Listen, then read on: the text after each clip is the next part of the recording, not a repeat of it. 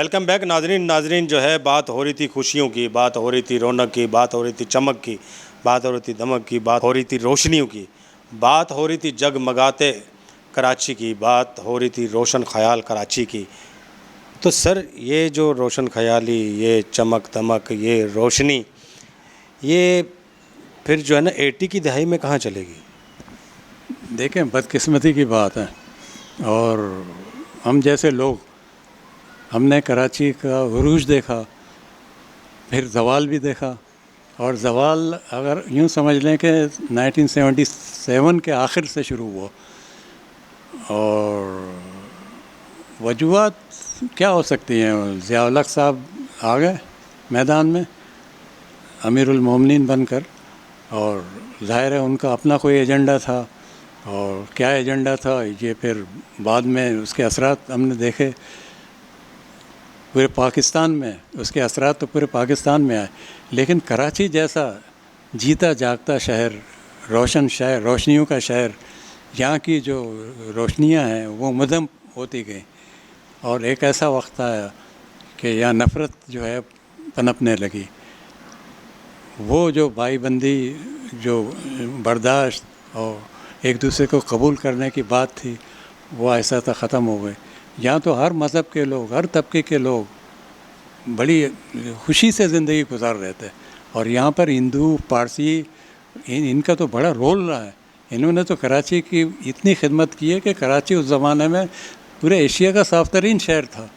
لیکن بعد میں جو ہے 80s کے بعد جو پھر یہاں خونریزی ہوئی، پھر جو ہے قتل و غارت ہوا، اور پھر جو ہے کراچی کی روشنیاں بالکل مدھم ہوتے ہوتے ہوتے پھر اندھیرا چھا گیا، اور مایوسی پھیل گئی۔ اور میں نہیں سمجھتا، کوئی کہتا ہے کہ کسی کی بد دعا لگ گئی کراچی کو، لیکن یہ ہمارے اپنے کرتوت ہیں، یہ حکومتوں کی پالیسیاں ہیں، یہ کچھ نظر نہ آنے والی قوتوں کا ایجنڈا ہے۔ تو یہ کراچی جو ہم کہتے ہیں کہ 60s میں سنہری دور تھا، تو بدترین دور جو ہے 80s کے بعد شروع ہوا، اور پھر 2013 میں پھر امن آیا۔ کہاں سے آیا، کیوں آیا، یہ تو تجزیہ نگاری آپ کو بتائیں گے۔ وہ جو لوگ امن لائے، کیا وہ ذمہ دار تھے شہر کے بگاڑنے میں؟ ہم کچھ نہیں کر سکتے، ہم کوئی بڑے تجزیہ نگار نہیں ہیں، لیکن ہم نے یہی دیکھا کہ جو زوال پذیر کراچی ہے وہ ایک مرتبہ پھر اپنے پاؤں پر کھڑا ہونا شروع ہوا۔ اپنے پاؤں پر کھڑا ہونا شروع ہوا۔ اچھا سر، ذمہ دار کون؟ ٹھیک ہے، وہ آپ نے کہا کہ اس کا فیصلہ آپ چھوڑ دیں وہ تجزیہ نگاروں پر۔ میرا سوال یہ ہے، بطور کراچی آئٹس، آپ کا دل جلتا تھا تب؟ کیا کیفیت تھی آپ جیسے لوگوں کی جنہوں نے کراچی کو کراچی کو جیتا جاگتا، ہنستا کھیلتا اچھلتا کودتا دیکھا تھا؟ اب وہ کراچی کو جو ہے روتا بلکتا اور سسکتا دیکھ رہے تھے، تو آپ لوگوں کے دل کی کیا کیفیت تھی؟ مسعود صاحب، دل جلتا ہے، دل جلتا ہے بھائی، کہ ایسا کیا ہوا؟ کراچی جو ایشیا کا صاف ترین شہر تھا، ایک انٹرنیشنل سٹی تھی، ایک کاسموپولیٹن سٹی تھی، اور کراچی کا دل بہت کشادہ تھا۔ یہاں ہر طبقے سے، ہر طرف سے لوگ آ کے اپنی زندگی گزارتے تھے ہنسی خوشی سے۔ آپ کہتے ہیں نا مسکراہٹ، یہ مسکراہٹ انہی دنوں کی یادگار ہے۔ اور ہم بڑے بدنصیب لوگ ہیں کہ ہم نے جو ہے جو زوال دیکھا کراچی کا، اور ہمارا دل جلتا ہے کہ آہیں نکلتی ہیں دل سے کہ ایسا کیوں ہوا۔ کیونکہ ہم اپنے نوجوانوں کا مستقبل تاریک دیکھ رہے ہیں۔ وہ جو تاریک دور تھا 20 سال 30 سال کے، وہ اس کے اثرات تو پورے معاشرے پر ہیں، اور معاشرہ جو ہے تتر بتر ہو چکا ہے۔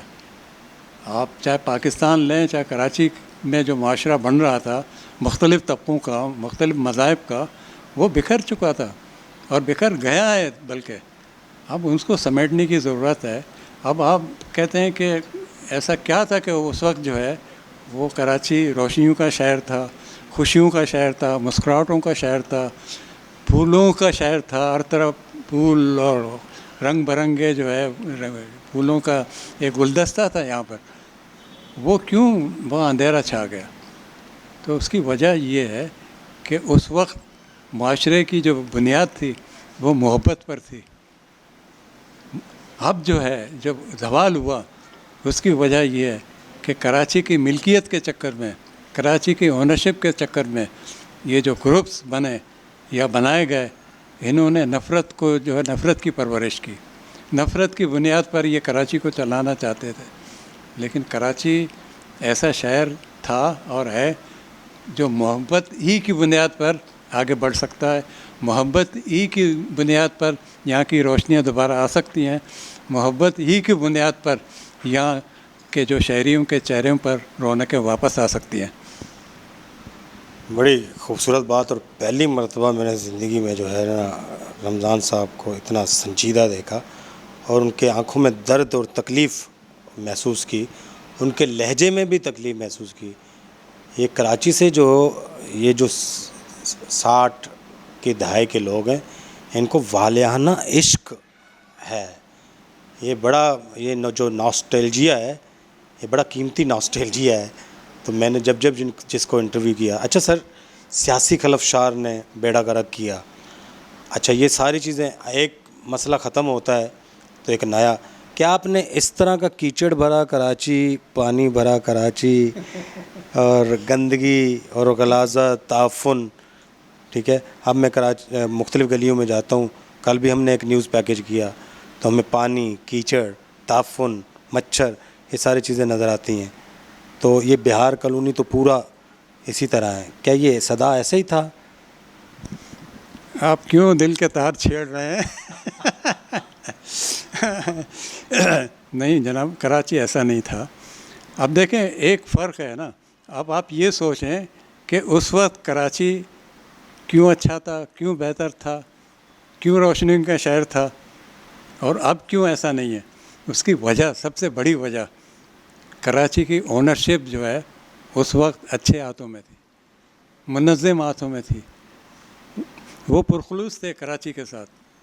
वो कराची से जो है मोहब्बत करते थे। कराची को जो है वो अपनी कोई बहुत ही अजीज़ तरीन चीज़ समझ कर कराची को ट्रीट करते थे। लेकिन अब वो माहौल नहीं रहा, वो महसूसात, वो एहसासात ही ख़त्म हो गया है ना। अब तो लड़ने झगड़ने वाले लोग आ गए हैं ना। अब इनको जो जितने स्टेक होल्डर्स हैं, अब तो स्टेक होल्डर्स भी बढ़ गए। और फिर सबसे बड़ी बात, सबसे बड़ा प्रॉब्लम, लियारी का कोई कराची का कोई वारिस ही नहीं रहा। लियारी का भी नहीं? कराची का हिस्सा है, लियारी कराची का हिस्सा है। जब कराची लावारिस हो गया है तो ज़ाहिर है फिर लियारी भी में कोई वारिस बचा नहीं होगा। लेकिन यह है कि एक वारिस की ज़रूरत है, एक अच्छे एडमिनिस्ट्रेटर की ज़रूरत है। और फिर मैंने आपसे यही कहा ना कि जो फार्मूला है वो मोहब्बत है। अच्छा, फिर एक बहुत बड़ा प्रॉब्लम जिसकी तरफ जो है हमारी तवज्जो जाती नहीं है, आप कराची की आबादी को रोक क्यों नहीं सकते? आप कराची की आबादी, जब अंग्रेज़ों ने कराची पर कब्ज़ा किया या वो आए यहाँ पर, तो 40-45 जो है लाख की आबादी थी।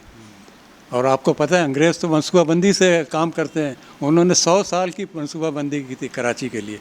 उनके अंदाज़ों के मुताबिक लियारी जो है 100 सालों में ज़्यादा से ज़्यादा कितनी आबादी होगी? 40 लाख होगी, 50 लाख होगी। 4 लाख थी आबादी ना उस वक्त। तो उन्होंने 40-50 लाख की आबादी के लिए ये मंसूबा बनाया था कराची का।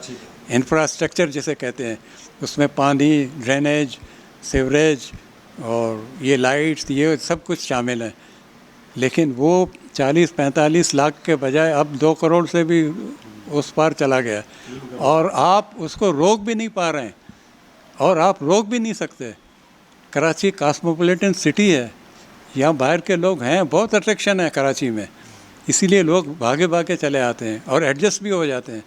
यानी एक अंदाज़ा ये है कि कराची में हर महीने 40-50 हज़ार नए लोग आ जाते हैं। और वो जो कुदरती आबादी है वो अलग है, اس کی بھی کوئی روک تھام نہیں ہے. تو یہ آبادی جو ہے ہمیں لے ڈوبے گی. آپ 1000 منصوبہ بندی کریں, 1000 ارب لگا دیں, آپ کتنے لوگوں کے لیے لگائیں گے؟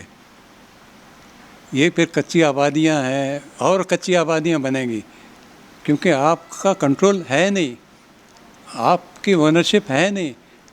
تو ایک اچھے ایڈمنسٹریٹر کی ضرورت ہے کراچی کو. اور میری نصیحت یا میرا مشورہ ان اسٹیک ہولڈر سے تو یہی ہے کہ آپ اپنی سیاست کو لپیٹ لیں اور سندھ پر کوئی نیا تجربہ نہیں کریں. سندھ پر پہلے سے کافی تجربات ہوئے ہیں. کبھی اس کو کیپیٹل بنایا, کبھی اس کیپیٹل کو شفٹ کر کے اسلام آباد چلے گئے, کبھی 1 یونٹ بنا, اب صوبہ بن گیا, اب سندھ کا صوبہ ہے. یہ بات طے کر لیں کہ کراچی سندھ کا صوبہ ہے. اس کے بعد جتنے اسٹیک ہولڈرس ہیں, جتنے لوگ ہیں یہاں پہ, جتنے طبقے ہیں, سب کا حق کراچی پر ہے. یہ ایک مالک کا شہر نہیں ہے, اس میں سب شیئر ہولڈرس ہیں. اور سب اگر نیک نیتی سے, خلوص کے ساتھ, محبت کے ساتھ اگر طے کر لیں کہ کراچی کو آگے بڑھانا ہے. آپ یہ کہہ رہے ہیں کراچی کو سندھ کا صوبہ بنائیں؟ نہیں, سندھ کا صوبہ تو ہے. میرا مطلب ہے کہ نیا تجربہ نہیں ہو. کہ ایسی باتیں ہم سن رہے ہیں نا, ایسی باتیں ہم سن رہے ہیں کہ ایک اور تجربہ ہو رہا ہے کہ مرکزی حکومت یہاں آئے گی, وہ اپنے ہاتھ میں لے گی, یا کوئی نئی صورتحال بنے گی, تو اس سے انتشار اور پھیل جائے گا. اس کو رہنے دیں, یہیں رہنے دیں, منصوبہ بندی کریں. اور کراچی میں عارف حسن صاحب جیسے لوگ ہیں, یاسمین لاری جیسی شخصیتیں ہیں, آپ ان سے مشورہ کریں. یہ تو بڑے پلانرز ہیں, ٹاؤن پلانرز ہیں. ان کو مشورات میں لے لیں, ان کو کمیٹی میں لائیں, ان کی باتیں سنیں. پھر کراچی جا کر جو ہے, کراچی افراتفری سے نہیں بنے گا, اور زوال ہوگا, اور بگاڑ پیدا ہوگی, اور نفرتیں بڑھیں گی. تو نفرتوں کو روکنے کے لیے آپ کو ایک فیصلہ کرنا ہوگا, اور یہ فیصلہ سب اسٹیک ہولڈرز کے لیے ہو. نفرتوں کو روکنے کے لیے فیصلہ کرنا ہوگا, اور یہ فیصلہ سب اسٹیک ہولڈر کے لیے ہو. اور یہ بھی کہا کہ کراچی تمام جو ہے یہاں پر بسنے والے لوگوں کا شہر ہے, یہ کسی ایک کا نہیں ہے. اس پر جو ہے وہ نئے تجربے بھی نہیں ہونے چاہیے کراچی کے اوپر. ٹھیک ہے, ایک مثبت پیغام کے ساتھ جو ہے ہم اس پروگرام کو مطلب اچھا لگنے کے باوجود چھوڑے جا رہے ہیں, لیکن ایک میسج ضرور لیں گے نوجوانوں کے لیے. سر, نوجوانوں کے لیے جو ہے پیغام تو یہی ہے کہ علم کی اہمیت کو جانیں. علم کے بغیر کچھ نہیں ہو سکتا, تعلیم کے بغیر کچھ نہیں ہو سکتا. علم کے ساتھ ساتھ تربیت کی بھی ضرورت ہے. آپ ایک اچھا شہری اس وقت بن سکتے ہیں جب آپ کے پاس علم ہو, شعور ہو, اور اچھی کتابیں پڑھیں. اور ہمیشہ یہ ذہن میں رہے کہ آپ کو جو ہے نہ صرف اپنے والدین کی خدمت کرنی ہے, بلکہ آپ کو اپنے علاقے کی خدمت کرنی ہے, آپ کو جو ہے کراچی کی خدمت کرنی ہے, آپ کو پاکستان کی خدمت کرنی ہے. یہ جذبہ لے کر آپ آگے بڑھیں تو مجھے امید ہے کہ آپ کا مستقبل بڑا تابناک ہوگا. یہ جذبہ لے کے آگے بڑھے جی, آپ کا مستقبل بڑا تابناک ہوگا. مطلب یہ پیغام ہے کہ میرے خدایا, سوال یہ ہے کہ میری بستی کے ہر مقام میں تو علم و فن کا جمال رکھنا, بصارتوں کو بحال رکھنا, بصارتوں کو بحال رکھنا. اپنے مہماندار مصور علی بلوچ کو اجازت دیجیے. انشاءاللہ اگلے پروگرام میں ایک نئے مہمان کے ساتھ آپ کے سامنے حاضر ہوں گے. تب تک کے لیے اجازت دیجیے. اللہ حافظ. سر تھینک یو سر, بہت بہت شکریہ آپ کا. جدید کراچی, قدیم کراچی, جانیے کراچی کا حال. کراچی میں